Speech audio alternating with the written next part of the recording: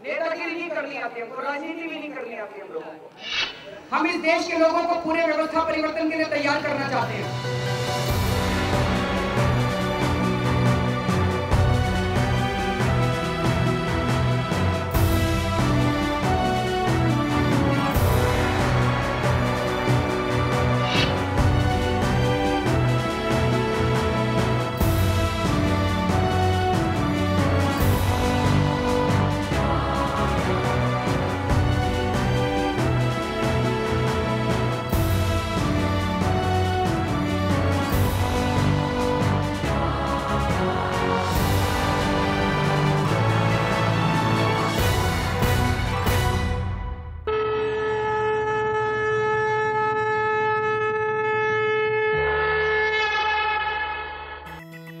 शहीदों की कुर्बानी रंग लाई, देश आजाद हुआ।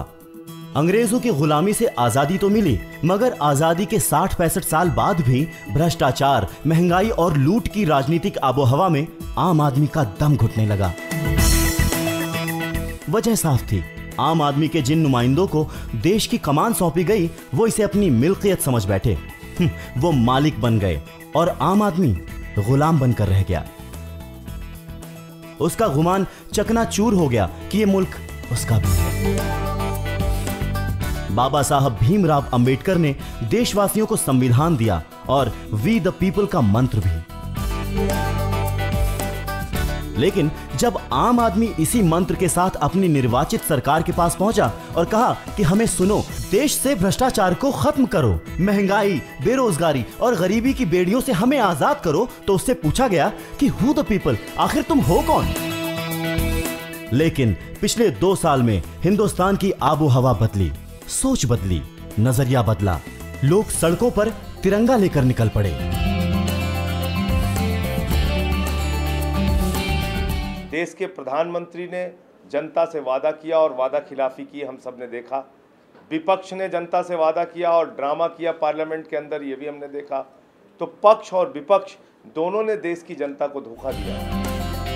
पहली बार लोगों को लगा कि अगर इस देश में आम आदमी की हुकूमत कायम करनी है तो व्यवस्था बदलनी होगी। 2014 के अंदर केवल पार्टियां और चेहरे नहीं बदलने चाहिए, व्यवस्था पूरी की पूरी व्यवस्था परिवर्तित होनी चाहिए। हम लोग तो राजनीति बदलने जा रहे हैं, राजनीति करने नहीं जा रहे। जब इस व्यवस्था परिवर्तन का आगाज हुआ तो पूरे देश में भूचाल आ गया।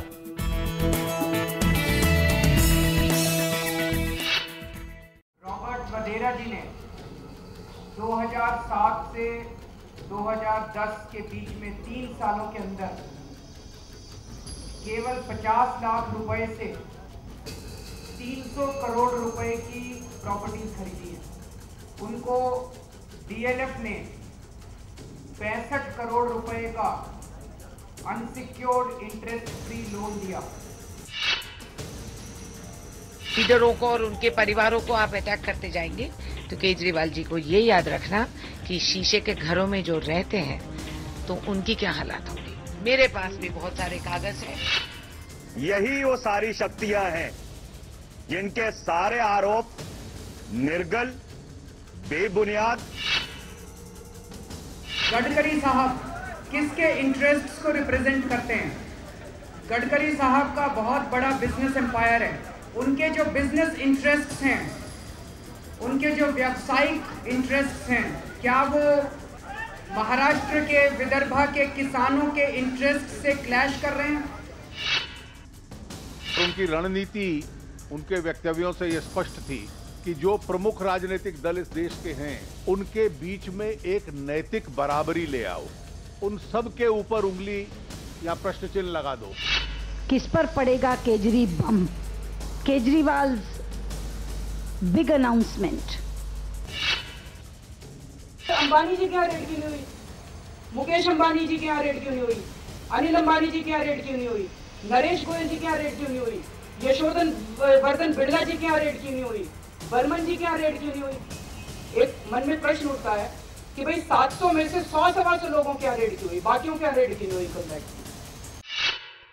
जो अरविंद केजरीवाल ने ये एलिगेशंस लगाए हैं, आरोप लगाए हैं, ये बिल्कुल अनर्गल हैं, बिल्कुल बेकार हैं, निराधार हैं। नेताओं और पार्टियों की मिलीभगत की परतें खुली तो आम आदमी सन्न था कि हुक्मरानों, नेताओं और धन्ना सेठों ने मिलकर उसके साथ कितना बड़ा धोखा किया है।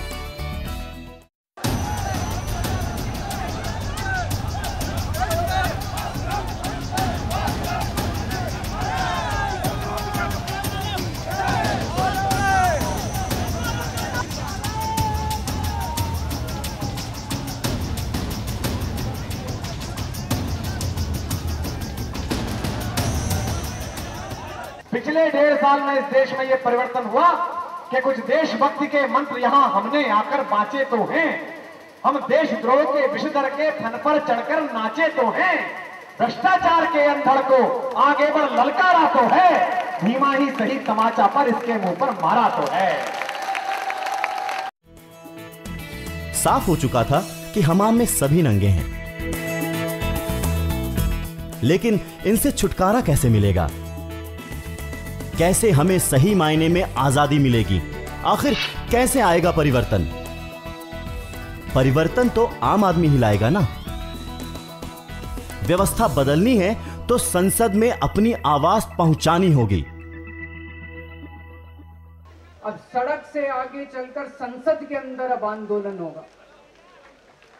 संसद को आंदोलित करना है, संसद का शुद्धिकरण करना है। जनता की सरकार में जो लोग आने के आकांक्षी होंगे उनके साथ शर्त करेंगे, लाल बत्ती उनके गाड़ी पर नहीं बंधेगी, सांसद निधि विधायक निधि नहीं होगा, 1 लाख जो सांसदों की तनख्वाह है उसका 1/4 उनको लेना होगा। सब के सब एक ही थैली के चट्टे बट्टे हैं, और अगर आपको इस राजनीति को वश में करना है तो आपको एक तो राजनीति का विकल्प बनने से काम नहीं चलेगा, राजनीति से मुंह मोड़ने से काम नहीं चलेगा, और बनी बनाई राजनीति के 1 डब्बा 2 डब्बा 3 डब्बा उसमें जाने से काम नहीं चलेगा। आपको इस पूरी ट्रेन का विकल्प बनाना होगा। आपको एक वैकल्पिक किस्म की राजनीति स्थापित करनी होगी।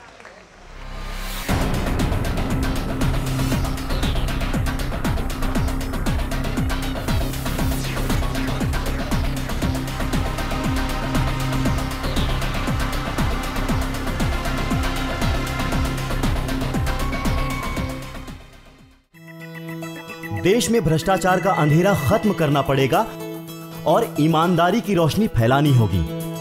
देश का पावर हाउस बनना पड़ेगा। आम आदमी का राज लाने के लिए एक भ्रष्टाचार मुक्त समाज कायम करना पड़ेगा, और यही होगा स्वराज। बहुत वक्त के बाद इस देश में एक ऐसा मौका आया है जब आम सड़क पे लोग बात करने लगे हैं, कुछ बदलेगा। इस देश में असद लोकतंत्र कायम किया जाए, जिसको हमने बोला है, जो हमारे विजन में है कि स्वराज, जिसको हम कहते हैं विकेंद्रीकृत डायरेक्ट डेमोक्रेसी, यानी सीधा लोकतंत्र, जिसमें हर समय जनता ही इस देश की मालिक रहे, वही नीतियां, वही कानून बनाए। आम आदमी पार्टी के संविधान के तहत एक परिवार का एक सदस्य ही पार्टी का पदाधिकारी होगा। परिवार के एक सदस्य को ही पार्टी का टिकट मिलेगा। पार्टी में राइट टू रिकॉल का प्रावधान किया गया है, यानी कार्यकर्ताओं को पूरा हक होगा कि काम न करने पर पदाधिकारियों को बदल सकें। इलाके की जनता खुद तय करेगी कि पार्टी का टिकट किसे दिया जाए। किसानों से जबरन जमीन नहीं छीनी जाएगी, साथ ही उनको फसलों की सही कीमत दी जाएगी। भ्रष्टाचार ही महंगाई की जड़ है, इसलिए भ्रष्टाचार का खात्मा करेंगे, जिससे महंगाई सिर न उठा सके। पार्टी में महिलाओं और छात्रों की हर स्तर पर खास नुमाइंदगी होगी। पार्टी के चंदे और खर्चों का ब्यौरे में पूरी पारदर्शिता बरती जाएगी।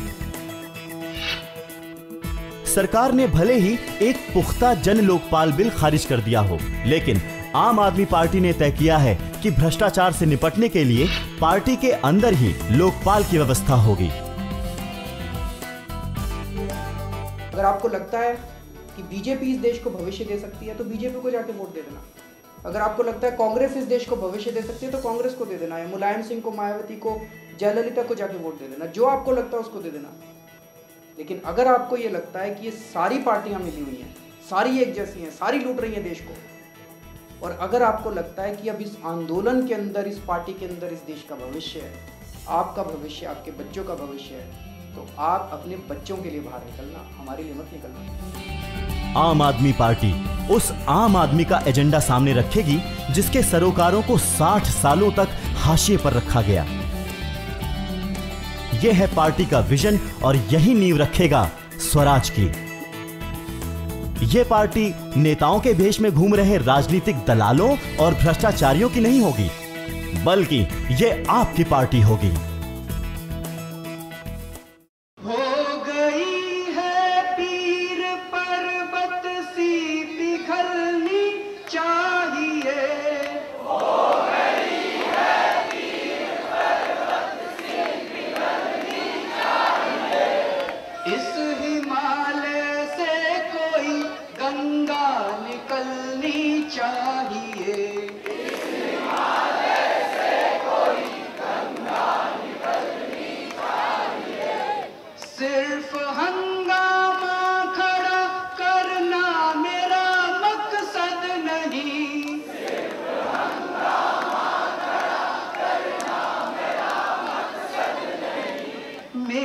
कोशिश है कि ये सूरत बदलनी चाहिए।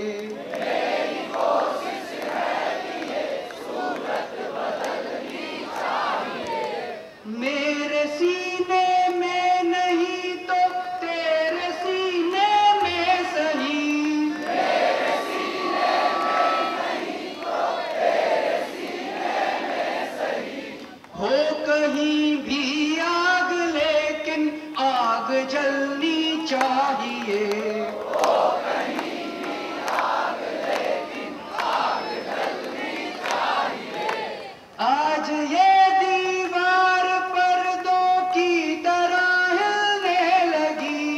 आज ये दीवार पर्दों की तरह हिलने लगी। शर्त लेकिन ये है कि बुनियाद हिलनी चाहिए। बुनियाद हिल